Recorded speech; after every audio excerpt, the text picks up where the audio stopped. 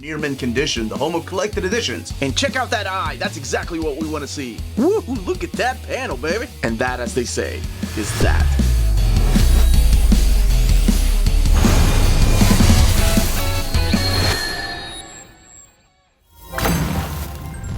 Hey, all you minties! Uncanny Omar here from Near Mint Condition, the home of collected editions.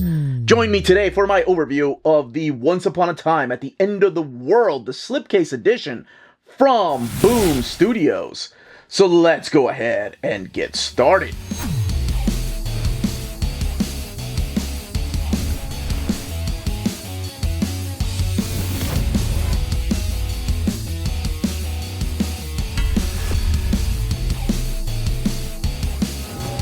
And welcome back, everybody. So what we're looking at here is the slipcase edition of Once Upon a Time at the End of the World.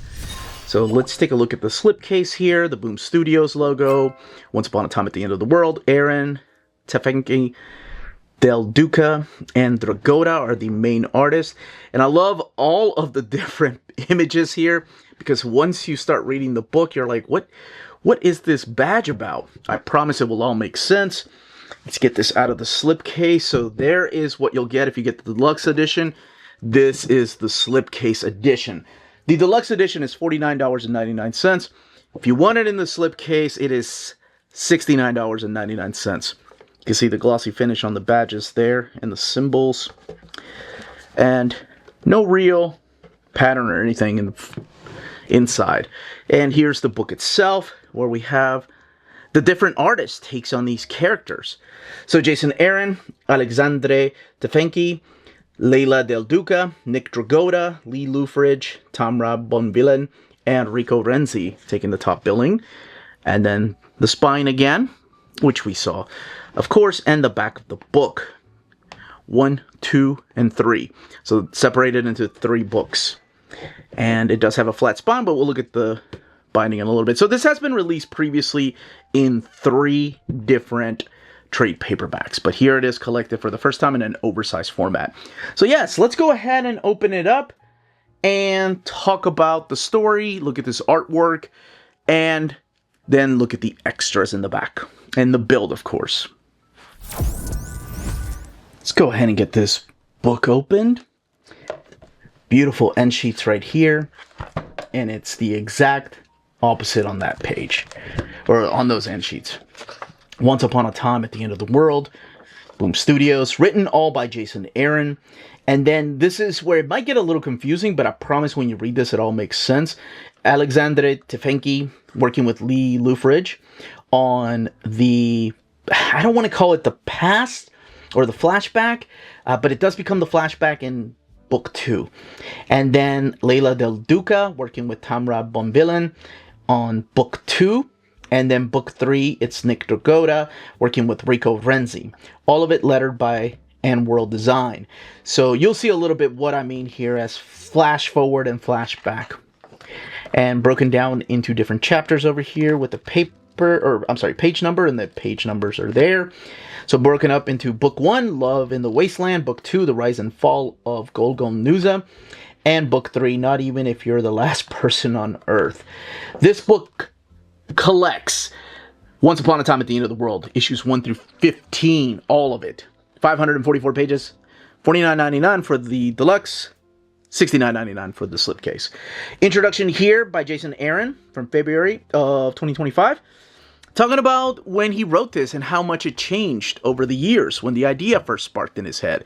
And then how in 2020 things changed because he was going through some personal stuff. And you can actually see some of that in here. This is a post-apocalyptic story, hence the title, Once Upon a Time at the End of the World. And at the very beginning we meet this young lady right here. This is Messi, or Esmeralda, but everybody calls her Messi. She looks like she's going through some kind of wasteland, and she's looking for pieces. She's looking like she's trying to get away from things, and then she ends up getting a leak on her boat. You can see the remains of a city. What ended up happening? They do talk a little bit about it, but that's not what's important. What's important is who she is about to meet, and that is this guy right here, Maceo, or Mace, but nobody calls him that. Maceo is a guy that records himself. He's a bit of an inventor and lives by himself. His parents died during this horrible apocalyptic attack. He builds machines. There's mutated animals that are going after her.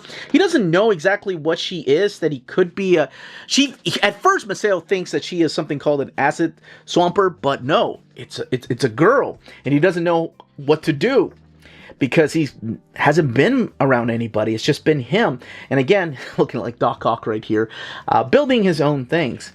So the two of them meet, and she is not impressed by him, whereas he is like, wow, she's so cool. He takes her around his tower, and then shows her this room right here, which is his mom and dad's room, which keep out. No one's allowed in there. And then he takes her to the orchard. The orchard are nothing but vending machines with junk food, and that's how he's been living all these years. And this is where he finds out that her name is Esmeralda, but she's like, no, nobody calls me that. Now, one thing to keep in mind, very strong, even though this starts off kind of innocent with strong language, this does have a lot of nudity and a lot of sexual content. And yes, strong language and violence, so keep that in mind. In case you're thinking about reading this or giving it to one of your kids. I think it's a great book, though. So I love this right here. It's kind of like the Boy Scout in him, or the inventor in him, kind of seeing the world like this. So he agrees to let her into different places to get more and more just things to take with her on her journey, because she seems to be going somewhere and running away from people. She doesn't quite explain what and who. So she goes across this bridge, and then he gets the bright idea, you know what? I promised I wasn't going to open the door. By the way, he tape records everything, but he finally does. And you see what happened to his mom and dad, and you see him leaving his world behind, saying, Messi, I'm going with you with all this. And she's like, absolutely not. And the two of them, will eventually become really close. Then we have a flash forward here. This is the stuff by Nick Dragotta. The flash forward shows these creatures right here. We don't know what they are yet. Perhaps they're acid swampers, and they are torturing this old man that has lost an arm. And they call him, or he calls himself, Mace. So you're like, whoa, what happened to Maceo? Like, wait, what did Maceo do? We will find out as the story progresses what ends up happening. So the first part, it is broken up into 3 parts. It's him on this journey with Messi. Messi has a secret. She is going somewhere called the Oasis. How she found out about it is a big part of the story. But she is escaping from the Wasteland Rangers. They're kind of like messed up. These guys right here that are all led by Ma. They're kind of like messed up cowboys and... Not cowboys, I'm sorry. Boy Scouts and Girl Scouts. She was once a part of that group. And the reason she left is a heartbreaking reason. But she is escaping, and she wants to leave. And then they end up confronting these people, including Ma. And you see both of them just start having and growing feelings for each other. You get to know the characters as they travel, as kids. And just start developing this relationship as kids. So, you guess where book 2 is. We jump forward some years. Not quite the old man that we saw, but definitely grown up.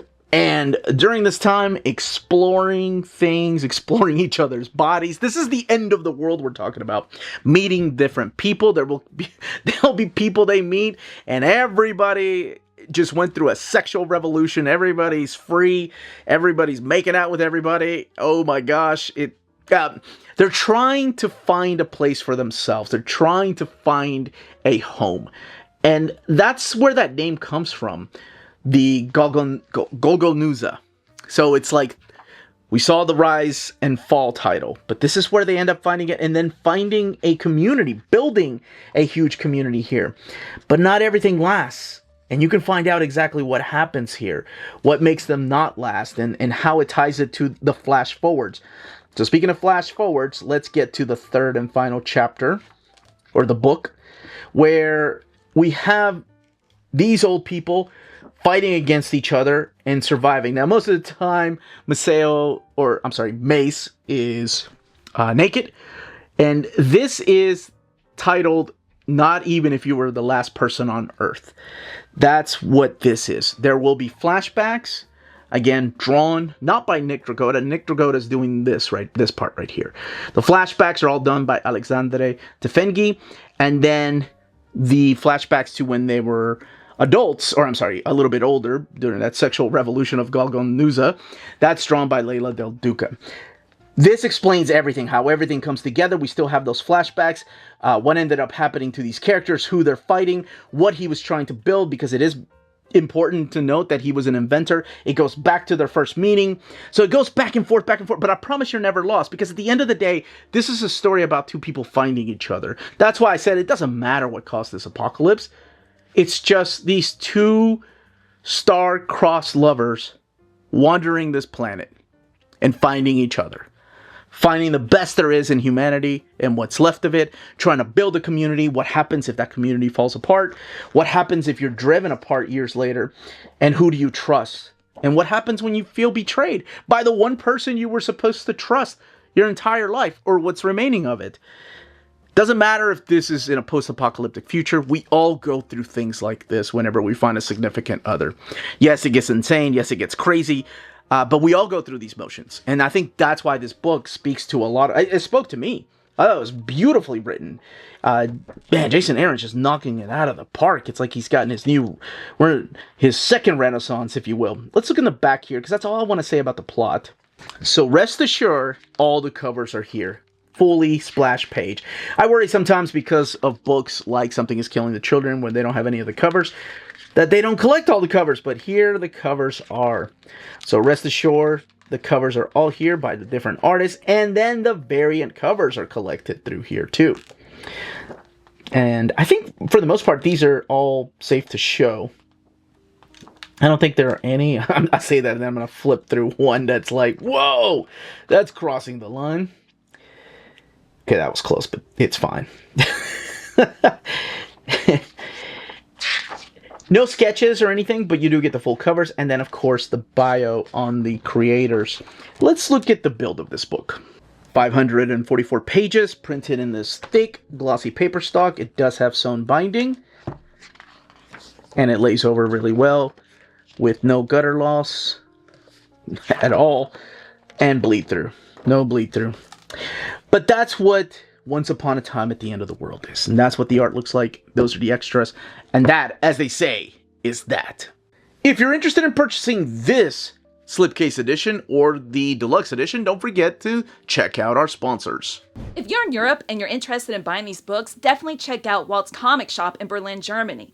They have the cheapest pre-order prices, flat shipping rate of €12 for all EU countries, emails answered within 24 hours, waltscomicshop.com, and you can use the code nearmintcon at checkout and get free shipping for all EU countries with your first order over €40. That's Walt's Comic Shop, your reliable source for omnis and premium collected editions in Europe. Ding! cheapgraphicnovels.com, your online home for graphic novels and collected editions up to 50% off cover price. They have excellent shipping and prompt and helpful service. Check out their bargain deals for up to 90% off cover price. And don't forget, the CGN also takes pre-orders. That way you don't miss out on the hottest releases. And they are currently running a special promotion for you Minties. If you're a first-time customer, after receiving your order confirmation email, reply back to that email and let them know Near Mint Condition sent you their way. They will then apply a free shipping promotional credit to your next order in the US. Cheap Graphic Novels, your source for the hottest books with the kind of deep discount, quality shipping, and customer service that will keep you coming back for more. And that was the page count, content, and build of the Deluxe Slipcase edition. If you have any questions, leave your questions down below. Don't forget to smash that like button, subscribe. If you haven't subscribed yet, we do put out videos, oh my goodness, once, twice a day, 3 times a day sometimes. But that's it, everybody. Stay healthy and safe out there. Much love.